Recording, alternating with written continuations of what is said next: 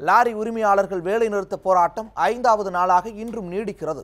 அதனால் சேலம் பகுதியில் ஏற்பட்டுள்ள பாதிப்புகள் குறித்து நமது செய்தியாளர் ரியாஸ் அளித்த கூடுதல் தகவல்களை கேட்போம்.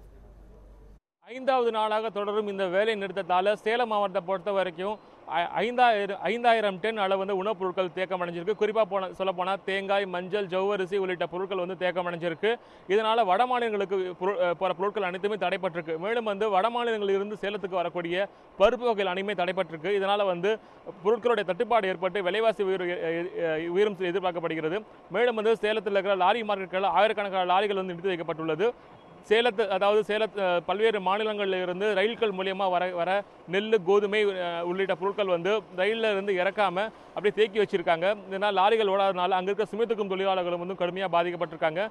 மத்திய அரசு தொடர்ந்து மத்திய அரசு வலியுறுத்தி இந்த பேச்சுவார்த்தைக்கு முடிவு கொண்டு வரும் சொல்லி லாரி உரிமையாளர்கள் கேட்டிருக்காங்க. இந்த லாரி உரிமையாளர்கள் போராட்டத்துக்கு ஆதரவு தெரிவித்து மணல் லாரி உரிமையாளர்களும் டேங்கர் லாரி உரிமையாளர்களும் இன்று வேலைநிறுத்தத்தில் ஈடுபட்டிருக்காங்க. ஒளிப்பதிவாளர் ரமேஷுடன் ரியாஸ், நியூஸ் 7 தமிழ், சேலம்.